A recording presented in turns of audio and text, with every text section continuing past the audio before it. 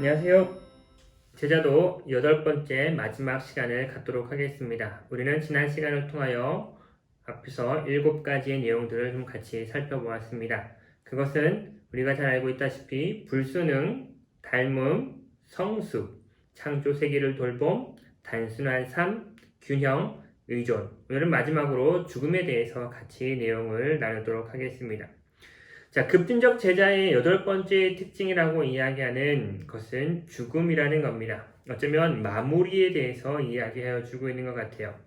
자, 기독교는 생명에 대해서 많이 이야기합니다. 죽어도 살겠고 라고 그 죽음이 끝이 아니라 다시 예수 그리스도로 말미암아 새롭게 시작되어질 것을 많이 이야기하고 있어요.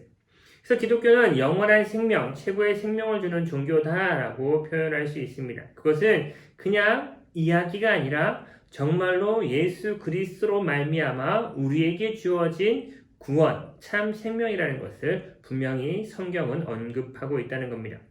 그러면 이 생명에 이르는 길이 이 기독교 내에서는 죽음이라는 것을 분명히 거쳐야 함을 말하여 주고 있어요. 자, 우리가 얻고자 하는 그 성경을 통해서 말하고 있는 생명이라는 것은 그 죽음을 통하여 새롭게 이루어진다는 것을 분명히 말하고 있다는 거죠. 그래서 이 기독교를 통하여 우리는 이 내용들을 하나하나 살펴볼 텐데 적어도 6가지의 영역에서 이 제자도가 강조하고 있는 죽음의 내용들을 좀 같이 살펴볼 겁니다. 죽음을 통한 생명은 기독교 신앙, 그리스도인의 삶을 둘 다 가장 심오한 역설 가운데 하나라는 것을 이 책의 저자는 이야기하여 주고 있어요. 그러면 그 내용들을 통하여 죽음과 삶, 오늘 이것을 통하여 인간이 느끼고 있는 죽음과 삶은 무엇이며 오늘 그것을 통하여 인간들이 느끼는 죽음이라는 것은 공포뿐인 죽음. 그래서 어느 누구나 죽고 싶어 하지 않고 그 생명을 더 연장할 수 있다면 그것을 위해서 노력하는 것이 사람의 오늘 마음일 겁니다. 그런데 오늘 이 사실을 통하여 우리가 알게 되어지는 것은 그 삶은 죽음을 통해 새롭게 시작되어진다라는 것을 말하여 주고 있습니다. 삶과 죽음은 우리가 오늘 우리의 삶을 통하여 다 인정하며 배워야 될 절대적인 사실이라는 것을 말하여 주고 있죠. 그래서 성경은 죽음을 생명의 끝이 아니라 새 생명으로 가는 문이다라고 말하고 있어요. 죽음은 끝나버림을 말하는 것이 아니라 그 문을 통과해서 새롭게 시작되어진다라고 말하고 있는 겁니다.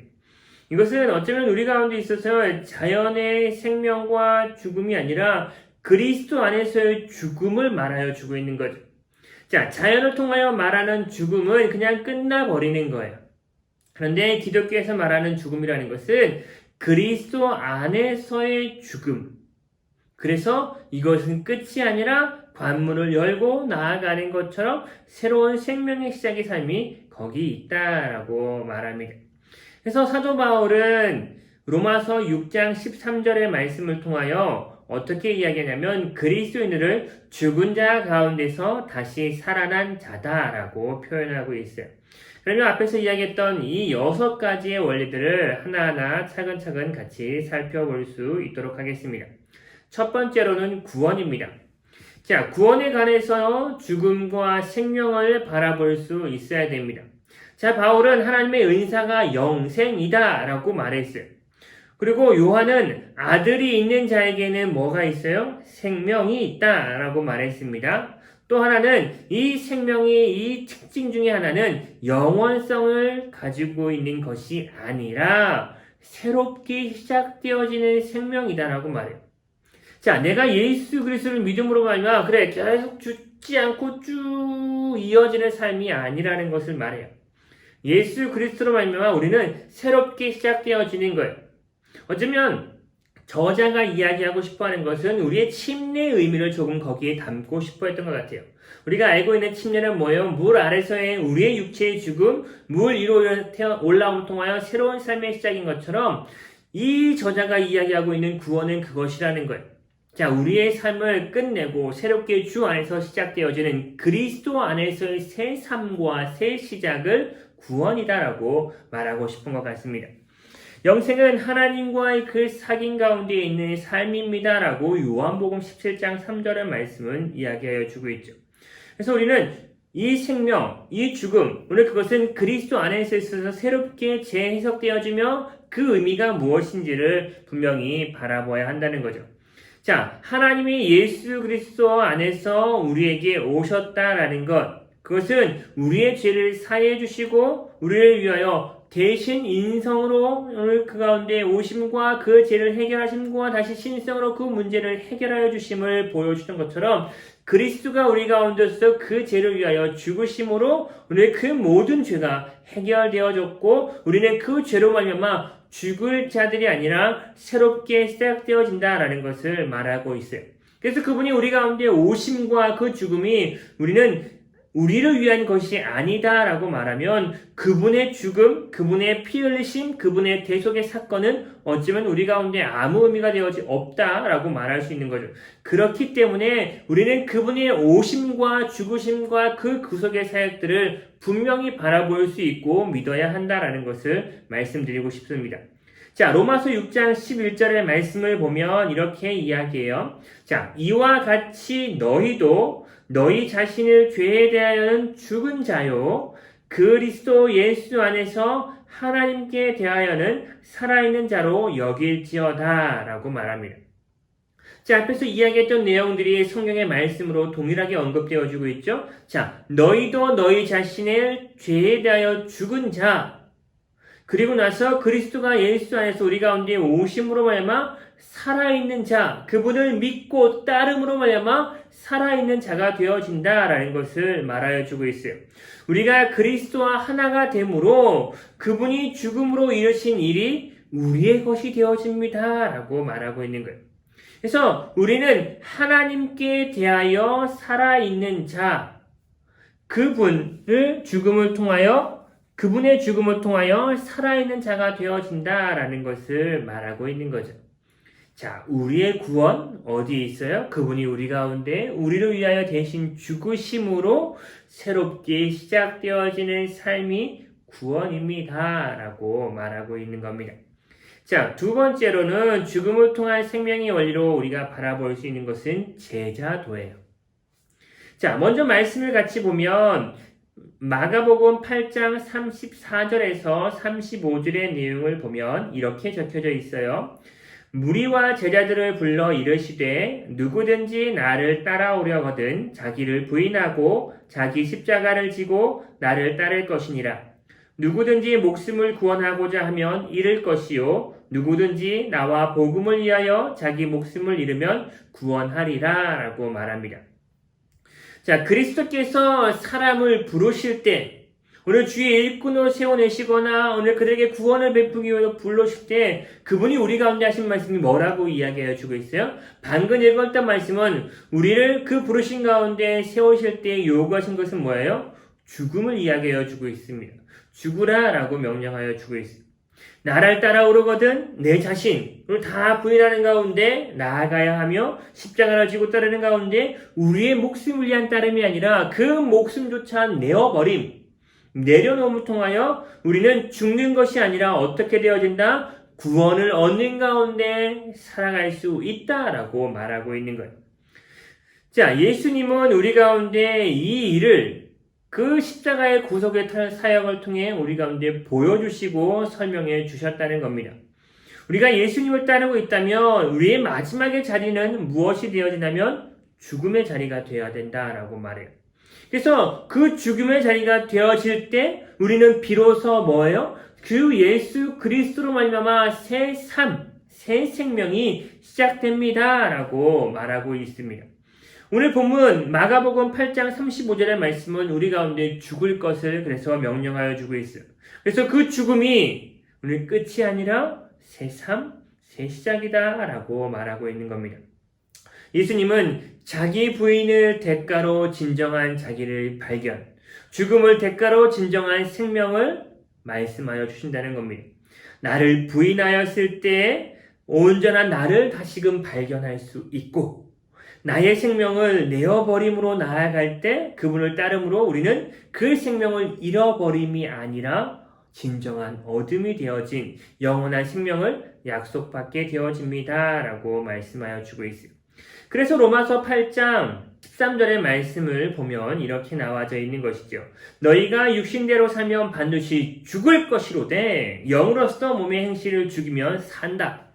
자, 우리가 죽여야 할 것들을 제대로 죽여낼 때 우리의 영의 것들이 분명히 다시금 살아난다라고 말해요. 육신의 것들을 죽여버리니 우리의 영의 것들이 살아나게 된다. 우리의 잘못된 행실을 죽여버리니 우리가 살아날 수 있다라는 것을 말하여 주고 있어요. 자, 마틴 루이즈 목사님이 이 내용에 대해서 어떻게 이야기하냐면 이렇게 이야기했어요. 제가 읽어드릴게요. 많은 사람들이 그리스도인다운 삶을 사는 것을 어려워하는 이유는 영적으로 자기 자신을 과보호하기 때문이라는 것을 나는 점점 더 확신하게 된다라고 말했어요. 자, 우리가 영적으로 과보함으로 말미암아 우리는 그리스도인다운 삶을 살아갈 수 없게 되어진다라고 말해요. 자, 분명히 죽어야 할 그 자리에 죽어야 하는데 우리가 죽지 않음으로 이 일들을 이루어낼 수 없다라는 것을 말하는 것 아니겠습니까? 자, 온전한 생명의 길은 우리 멋대로인 본성과 모든 탐심을 죽임으로 시작되어진다라는 거예요. 내가 죽어야 할 자리에 온전히 죽어야 함. 내 생명을 조금이라도 남겨놓으면 그것으로 말미암아 우리는 우리 그 하나님의 뜻들을 제대로 이루어내지 못함으로 그 삶을 살아갈 수 없다라는 것을 말하고 있는 거예요. 자, 그래서 우리는 마치 앞에서 이야기했던 마틴 로이드 존스 목사님처럼 우리 과보호하지 않고 우리가 죽어야 할 자리에 죽음, 오늘 나아갈 자리에 나아감이 분명히 있어야 한다라고 말하고 있는 겁니다. 성취를 이루는 삶을 살고자 한다면 모든 악을 우리 삶을 통해 철저히 제거하여서 오늘 죽여야 된다라고 말해요. 우리의 죽어야 할 자리에 오늘 잘 죽여내므로 제자도를 잘 드러내고 오늘 그분의 약속이 우리의 삶을 통하여 나타남을 바라보는 가운데 나아갔으면 좋겠습니다. 근데 이 말이 죽으면 죽는 것이 아니라 살 수 있대요 라는 말은 쉽지만 오늘 우리가 그 삶을 이 땅 가운데 이루는 것이 얼마나 어렵겠습니까? 하지만 여러분 오늘 그래도 오늘 이 본문의 저자는 뭐라고 이야기합니까? 죽어야 할 자리에 여러분이 분명히 죽어야 합니다 라고 말하고 있어요. 그것을 죽음을 통하여 하나님의 뜻을 이루어내는 그것이 구원이다 라고 말하고 있습니다. 자, 세 번째로는 선교의 내용을 같이 보도록 하겠습니다. 자, 우리가 알고 있는 선교는 무엇이에요? 가장 잘 알려져 있는 선교는 우리가 그 복음을 들고 다른 지역으로 나아감을 이야기하는 거예요. 예수 그리스도에 대해서 듣지 못한 그 민족들을 통하여 내가 그 복음을 들고 그들에게 나아가서 그들의 그 문화권 안에서 하나님의 말씀을 가르치고 선포하고 오늘 교회를 세우고 침례를 주며 나아가는 일들을 선교라고 말해요. 근데 이 선교가 우리 가운데 너무나 어렵다는 것을 분명히 알 수 있어요. 왜죠? 그 선교를 통하여 우리가 경험하는 것은 뭐예요? 고난을 경험하기 때문입니다. 어쩌면 그 선교의 삶을 통하여 우리가 경험할 수밖에 없는 것 중에 하나는 고난이에요. 왜냐하면 우리가 그 나라와 그 민족과 그 땅을 통하여 나아가는 가운데 포기하여야 할 것들이 너무나 많고 오늘 포기하는 가운데 그 땅을 통하여 새롭게 시작하게 되는 그 많은 일들이 우리 가운데 고난처럼 많이 밀려올 때가 많이 있다는 거죠. 그래서 요한복음 12장 23절로 25절의 말씀은 우리 가운데 이러한 것을 이야기해줘요. 예수께서 대답하여 이르시되 인자가 영광을 얻을 때가 왔도다. 내가 진실로 진실로 너희에게 이르노니 한 알의 밀알이 땅에 떨어져 죽지 아니하면 한 알 그대로 있고 죽으면 많은 열매를 맺느니라. 자기의 생명을 사랑하는 자는 잃어버릴 것이요 이 세상에서 자기의 생명을 미워하는 자는 영생하도록 보존하리라 라고 말해요. 자, 무엇을 이야기해주고 있습니까? 선교라는 것은 마치 한 알의 밀알이 저 땅에 가서 썩어져야 할 것을 이야기하고 있어요. 한 알이 그 밀알이 썩어지지 않냐고 가만히 있으면 그냥 그 한 알뿐인데 오늘 누군가 그 복음을 가지고 그 땅 가운데 나아가서 뭐예요? 썩어진 그 죽음, 그 희생을 이야기할 때 그것으로 말미암아 새 생명, 새 싹이 나고 새 나무가 우러나는 가운데 더 많은 생명이 그것을 통하여 이루어질 수 있음을 바라보는 거죠. 그 하나의 씨앗이 그 땅 가운데 죽음이 얼마나 고통스럽겠어요. 그래서 우리는 이 말씀들을 통하여 죽음이 곧 열매 맺는 길이다라는 것을 말하여 주고 있죠. 그래서 씨가 죽지 않으면 그 씨 하나만 남을 것인데 씨가 죽으면 엄청난 열매를 맺을 것이다 라고 말하는 것이 이 요한복음 12장 23절로 25절의 말씀의 핵심이라는 거예요. 열매를 맺기 위해 죽어야 한다는 것은 그 죽음은 순교만큼이나 극적으로 보이지 않을 수도 있어요. 그런데 그것에도 불구하고 우리가 봐야 될 것은 그 타 문화권의 선교사에게 있어서는 그것이 죽음만큼이나 고통과 아픔이 있다라는 것을 말하고 있는 거예요. 그러면 무슨 아픔, 무슨 고통을 그들이 겪습니까? 그들은 가족과 헤어져야 되며 이 땅에 누렸던 많은 기반들을 잃어버려야 되며 그리고 뭐예요? 안락함과 평안함조차 다 포기하는 가운데 그들은 그 땅을 통하여 나아가는 그 고통, 어느 누구도 나를 알지 못하고 어느 누구도 나를 도와주지 않고 어느 누구도 손 벌려 도움받을 수 없는 그 땅을 통하여 홀로 세워지는 것, 오늘 그 고통을 오늘 경험해야 된다라고 말하는 겁니다. 어쩌면 이 내용을 보면 우리가 잘 알고 있는 창세기를 통한 아브라함의 모습이 생각나지 않나요? 자, 아브라함은 오늘 하나님의 말씀대로 듣고 뭘 이야기했습니까? 오늘 그가 그 땅을 떠나서 다른 땅으로 갔어요. 그죠? 당시에는 시대가 어떤 시대였어요? 부족 사회였다는 것을 알고 있죠. 같은 가족끼리 민족을 이뤄서 무리를 이뤄서 모여 사는 거예요. 그러는 가운데 우리가 많은 도움을 입지 않아요? 그죠? 누군가 대신 보초를 서줌을 통하여 나는 편하게 잘 수 있고 누군가 대신 먹을 것을 얻어오므로 나도 같이 먹을 수 있고 오늘 쉼과 다른 사람의 일함을 통하여 그들의 필요가 채워짐과 쉼으로 계속 오늘 그 무리가 유지되어지고 있는 거예요. 근데 그 민족을 떠나서 홀로 다른 땅으로 나아가라? 오늘 그것은 어쩌면 당시 아브라함에게 있어도 너 죽으러 가라 라고 동일한 의미인 거죠. 어쩌면 이 선교도 그런 의미에서 우리는 바라볼 수 있어야 되는 거예요. 선교, 그것은 나의 영광을 위해 가는 것, 나의 자랑을 위해 가는 것 아니라 오늘 하나님의 말씀대로 오늘 죽으러 가는, 오늘 그들을 위해서 내 생명을 불태우며 나아가는 삶이라는 것을 보여주고 있는 겁니다. 네 번째로는 우리가 바라봐야 할 것은 무엇이냐면 박해입니다. 우리가 잘 알고 있는 박해는 그냥 괴롭힘이죠. 그죠? 아이고 미워, 아이고 그거 하지마, 그렇게 하면 마귀를 막아버리면 나아갔다는 것이 박해예요. 근데 이 박해를 통하여 달인이 되어진 사람이 한 명 있는데 누군지 아십니까? 많은 성경의 부분을 써낸 바울이 그 달인 중에 한 명이라는 거죠. 자, 바울은 자신의 삶을 통하여 날마다 박해받고 고난받는 것에 대해서 그는 고린도전서 15장 31절을 통하여 어떻게 표현했냐면 이렇게 표현했어요. 나는 날마다 죽노라 라고 말하였습니다. 그가 날마다의 고난, 박해와 핍박과 모진 어려움을 다 받는 가운데서도 그는 그것을 통하여 대항하고 우리 같이 싸우고 모았던 것이나 그것들을 다 받아들이고 순응하는 가운데 자신을 죽이며 무엇을 이루었다? 하나님의 뜻을 이루어 나아가는 삶을 살았다라고 말하여 주고 있는 거예요. 사도 바울은 그만큼 그 고난에 대해서 잘 받아들이며 오늘 그리스도의 일들을 잘 이루었던 사람 중에 하나였어요. 태형을 맞기도 하고 돌에 맞기도 하고 옥에 갇히기도 하고 오늘 이곳에 오면 죽이겠다는 그 죽음의 공포도 느끼기도 했던 그 사람이었다는 것을 우리는 잘 알고 있습니다. 그래서 우리는 같이 성경을 찾지 않았지만 특별히 여기 적은 오는 본문의 말씀 고린도후서 1장 8절로 10절의 내용을 읽어보면 이렇게 나와져 있는 거예요. 형제들아, 우리가 아시아에 당한 환난을 너희가 모르기를 원하지 아니하노니 힘에 겹도록 심한 고난을 당하여 살 소망까지 끊어지고 우리는 우리 자신의 사형 선고받은 줄 알았으니 이는 우리로 자기를 의지하지 말고 오직 죽은 자를 다시 살리시는 하나님만 의지하게 하심이라. 그가 이같이 큰 사망에서 우리를 건지셨고 또 건지실 것이 이후에도 건지시기를 그에게 바라노라 라고 말해요.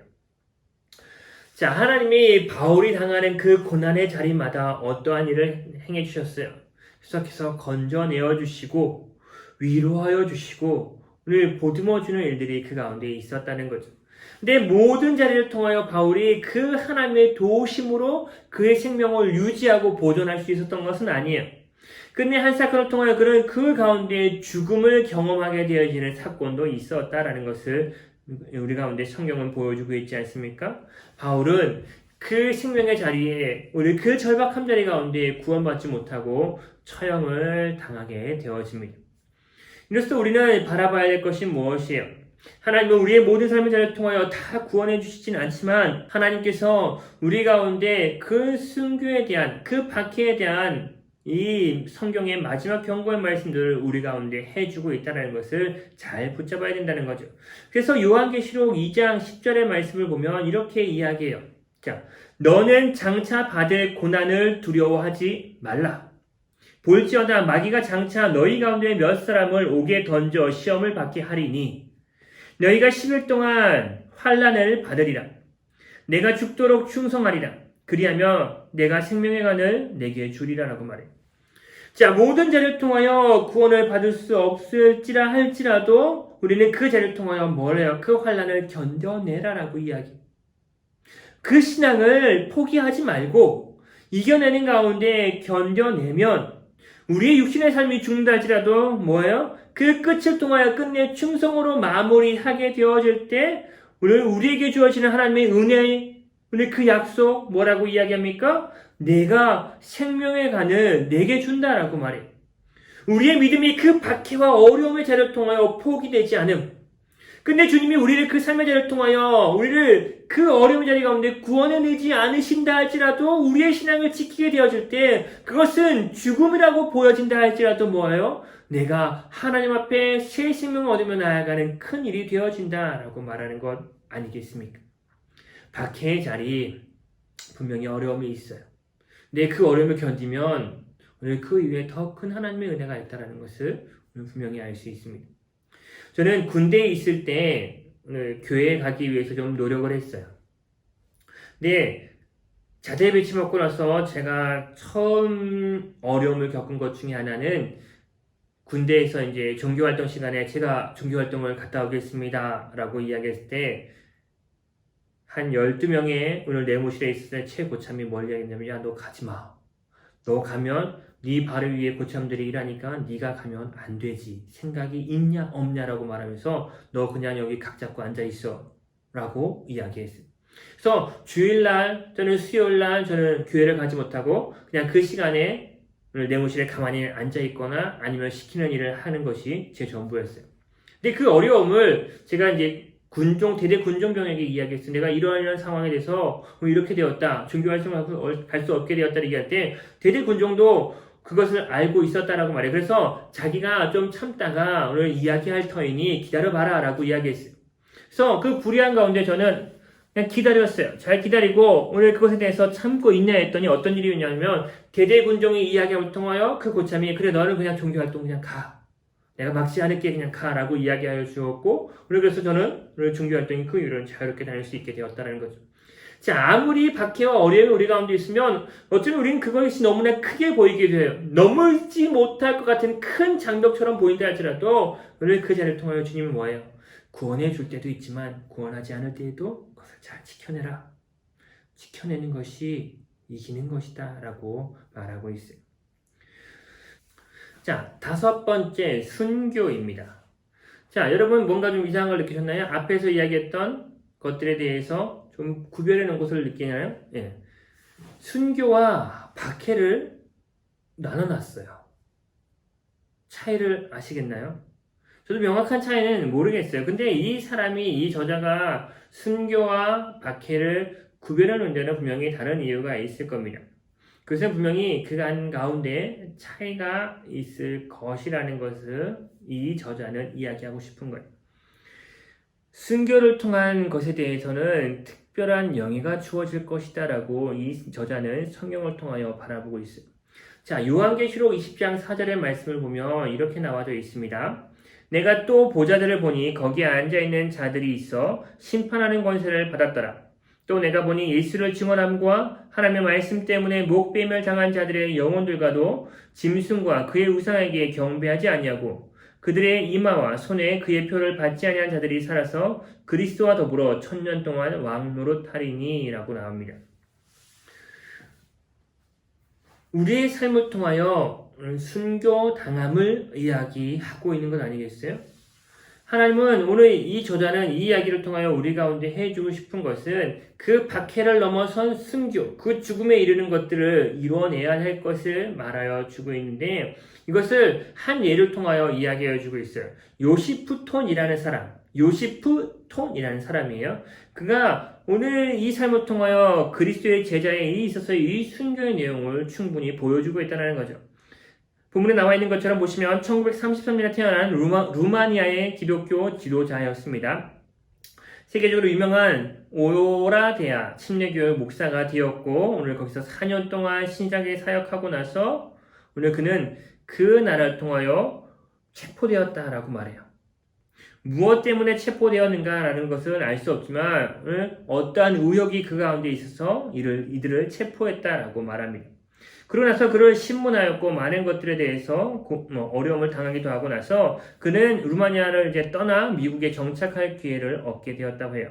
그리고 거기서 그가 박사의 과정을 거치는 가운데 복음주의에 대해서 공부하였고 그 논문이 순교 그리고 하늘에서의 보상이라는 책으로 나중에 출판되기도 했답니다.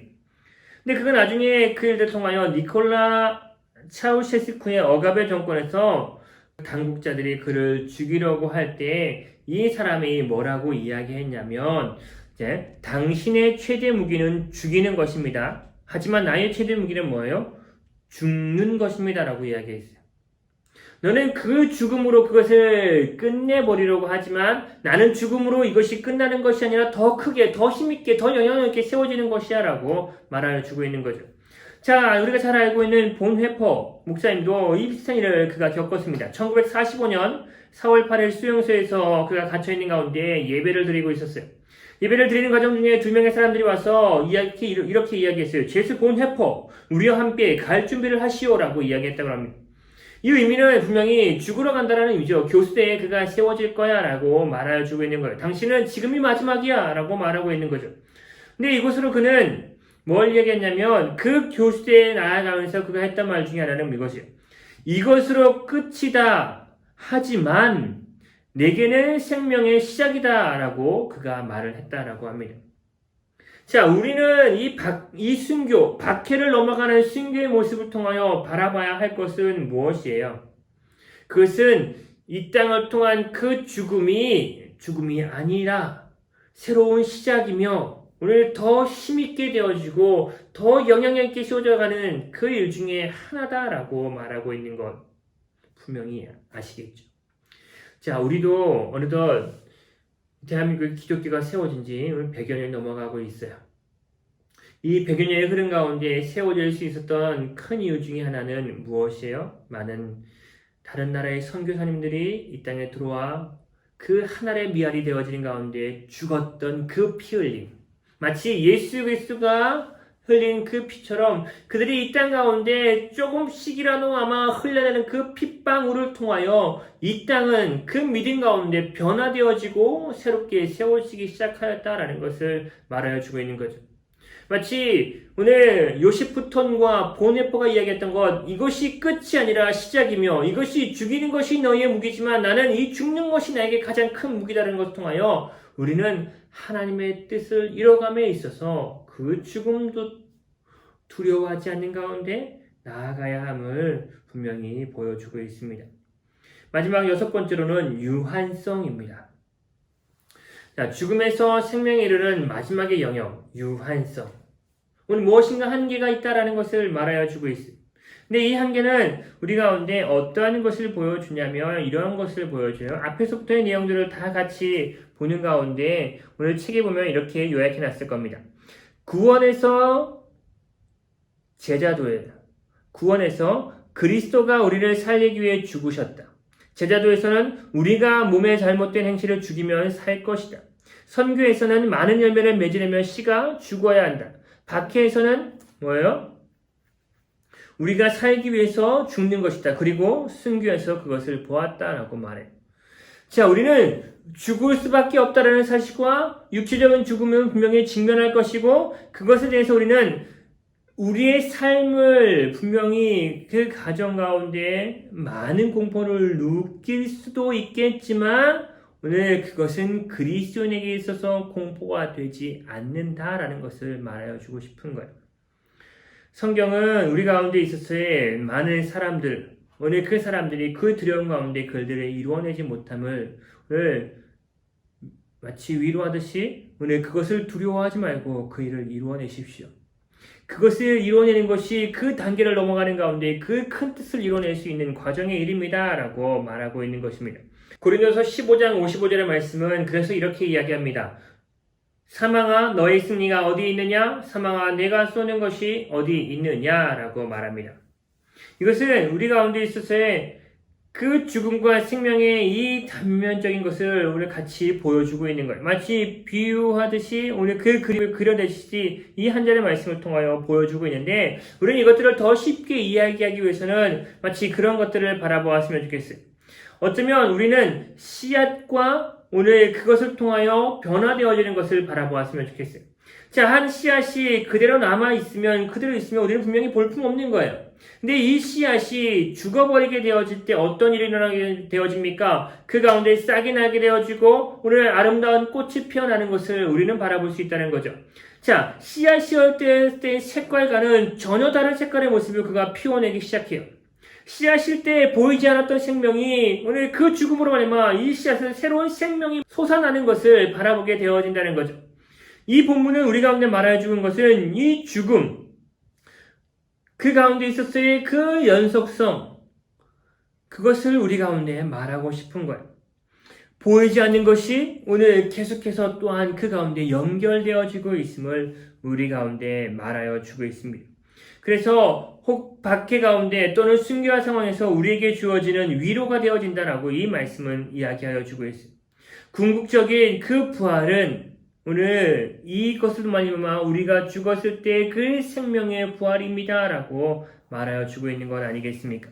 하나님은 죽는 자가 살 것이다라고 말해요. 그 믿음을 지켜내는 가운데 죽음으로 우리는 살아날 수 있다라고 말하고 있는 거예요. 우리는 이 생명으로 인도하는 죽음의 대가를 과소평가해서는 안 됩니다. 이 죽음은 분명히 우리 가운데 너무나 가치 있는 일이다라는 것을 말하여 주고 있어요. 그래서 그리스도와 하나가 됨으로써 죄에 대해 죽는 것이며 그리스도를 따름으로 자아에 대해 죽는 것이며 타문화권 선교를 통하여 야망에 대해 죽는 것이며 박해와 순교를 경험하며 안전하게 죽는 것이며 궁극의 그 운명을 준비하며 나아가는 것이 오늘 이 세상에 대해서 죽는 것이다 라고 말해요. 이것이 이 저자가 말하고 싶어하는 유한성 가운데 이 믿음의 균형이라는 것을 말하여 주고 있습니다. 이것을 잃어버림으로 말미암아 얻게 되어지는 것이 분명히 있다라고 말하는 겁니다. 어쩌면 죽음이라는 것은 우리 가운데 자연스럽지 못하고 너무나 불쾌하고 공포에 있는 것이 됩니다. 하지만 오늘 그 최후를 통하여 그 죽음이 끝이 아니라는 것, 그 모든 상황에서 다시금 새롭게 시작되어지는 그 생명의 길로 가게 되어지는 관문이라는 것을 우리는 같이 보았으면 좋겠습니다. 마지막으로 해서 본문에 뭐라고 이야기해주고 있습니까? 그리스도인은 죽은 자 간에서 살아난 아들입니다 라고 말하고 있는 것 아니겠습니까? 이것이 오늘 8장의 죽음에 대해서 이야기해주고 있는 겁니다. 그래서 오늘 이 죽음에 대해서 우리는 좀 두려워하지 않는 가운데 나아갔으면 좋겠습니다. 죽음을 두려워하면 오늘 우리를 살리고자 하면 그것이 우리가 사는 것이 아니라 주의 말씀과 뜻대로 행하지 못하는 가운데 그것이 우리를 죽이는 일이 되어질 수 있고 우리의 생명을 살리려고 할 때 오늘 하나님의 일들이 진행되어지지 않음을 바라볼 수 있다는 것은 뭘 이야기해요? 그곳에 가 철저히 죽음을 통해 새 생명을 이루어라라는 그 말씀을 우리 가운데 보아야 한다는 거죠. 어쩌면 1과부터 8과까지 말한 내용 중에 가장 중요한 내용은 이 내용이 아닐까라고 생각합니다. 그 끝을 통하여 믿음을 온전하게 드러내는 삶을 사는 자가 주님의 제자입니다 라고 말하는 것 같습니다. 오늘 마지막 결론을 통하여 오늘 이 책은 우리 가운데 한 줄의 말씀을 통하여 이야기하여 주고 있습니다. 그 내용을 압축하면 이렇게 이야기합니다. 모든 제자도의 기본은 예수님을 합당한 호칭으로 부를 뿐 아니라 그분의 가르침을 따르고 그분의 명령에 순종하겠다는 우리의 결단이다 라고 말해요. 그것이 어떠한 결단이든 간에 이루어야 됩니다 라고 말하고 있어요. 그래서 오늘 말씀을 통하여 우리 가운데 이야기하는 것은 그래요, 다 죽으세요 라고 이야기하는 것은 아니에요. 그만큼 결단하는 가운데 우리 주의들을 잘 따르는 자가 제자입니다 라고 말하는 것처럼 여러분의 삶의 자를 통하여 오늘 이루어야 될 것들, 하나님께 우리가 오늘 맡기신 것들이 잘 여러분 가운데 있습니까? 오늘 그러면 그것들을, 오늘 그 씨앗을 여러분의 마음 가운데 내버려 두지 마시고 그들을 위하여 오늘 던져주는 가운데 그 죽음, 그 희생을 맛보는 가운데 새 생명의 움틈과 싹틈을 바라볼 수 있는 우리 새삼교회 성도님들 되어지기를 다시금 주님의 이름으로 부탁드리겠습니다. 우리는 다시금 이 제자들을 통하여 이 땅에 온전한 믿음의 일들을 행하며 나아가는 주님의 제자임을 다시금 결단하며 나아가는 시간이 되기를 주님의 이름으로 부탁드리겠습니다. 긴 시간 동안 너무나 고생하셨고요. 그 내용들을 다시금 잘 살펴보면서 아니면 그 제목들을 하나하나 읽어보시는 가운데 그 내용들을 하나하나 생각하셔서 곱씹는 가운데 더욱더 나은 오늘 그 급진적 제자의 모습을 살아가기를 다시금 주님 이름으로 부탁드리겠습니다. 긴 시간 동안 수고하셨습니다.